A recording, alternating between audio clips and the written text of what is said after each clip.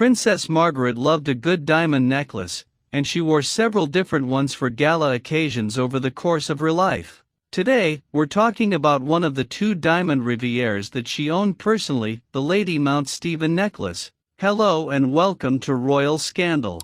Please do well to like, subscribe, comment and turn on the notification bell so as not to miss out on any news updates. As the name of the jewel suggests, it originally belonged to Lady Mount Stephen, who was born Jean Tufnell. Jean was a courtier and a close friend of several members of the British royal family. Notably, she was described by the press as Queen Mary's most intimate friend. As Miss Tufnell, she was often in the company of the Tech family, and in 1892, she was honorary secretary of the committee that raised funds to purchase the girls of Great Britain and Ireland tiara. In 1897, reportedly with the encouragement of the royal family, Jean became the second wife of the first Baron Mount Stephen, a Scottish-Canadian businessman who was one of the richest men of his era. The second Lady Mount Stephen was more than 30 years younger than her husband, and she outlived him by more than a decade. Her friendship with Queen Mary endured until the very end. In the week before her death, Mary was a houseguest at Jean's country estate, Brantridge Forest in Sussex. Jean's obituary in the Telegraph notes that she was well enough on Friday, April 28, 1933, to go to the door of her house to bid farewell to Queen Mary on her departure. It therefore came as something of a shock when she passed away from a heart attack on Tuesday, May 2.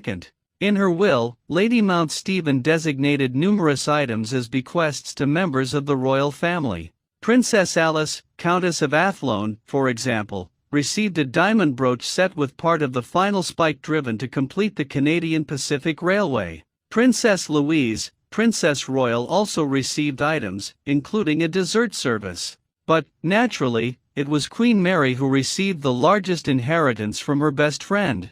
Along with several royal portraits and an ivory bust of Queen Victoria, Jean left Mary a pair of diamond necklaces. The Belfast Telegraph, in their article about Jean's estate, describes the 2 necklaces as her diamond rivière of 34 stones and her diamond rivière of old Brazilian stones with a square diamond in the center. The choice of these jewels as a legacy suggests that Jean really did know her friend very well. After all, Mary already had numerous diamond necklaces in her collection. The portrait above, taken around 1923, shows her wearing 5 of them, and she liked to stack them up almost like a diamond-studded turtleneck in her later years. 2 more would certainly help her in that quest. Here's a closer look at the first necklace described in that article, the diamond rivière of 34 stones. The diamonds in the piece are old-cut stones, set in the silver and gold necklace around 1900. The 7 largest diamonds in the necklace measure between 4 and 7 carats. The piece resides in a special fitted case of turquoise velvet bearing the logo of Tessie's Limited, a London jewelry firm active under that name from 1920. In this photograph, Queen Mary wears the necklace of 34 diamonds as part of an impressive stack of 7 diamond rivières. The occasion was the coronation of her son, King George VI, in May 1937. Standing in front of her is a young Princess Margaret. Eventually, Mary either gifted or bequeathed the 34 diamond necklace to Margaret. Because of this chain of inheritance, you'll sometimes see the necklace called Queen Mary's Diamond Rivière, but more often, it's simply called the Lady Mount Stephen necklace. Princess Margaret wore numerous diamond necklaces during her lifetime, but she appears to have personally owned only 2 of them. The Lady Mount Stephen is one of that pair.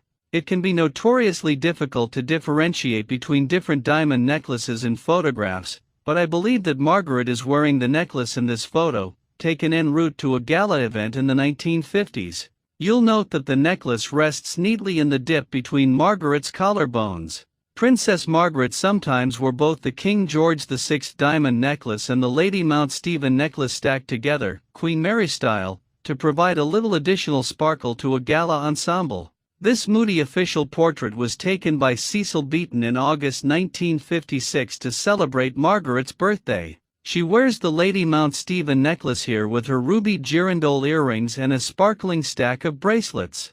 On her wedding day in May 1960, Margaret paired the Lady Mount Stephen necklace with the grand diadem she chose and purchased for herself, the Poltimore tiara.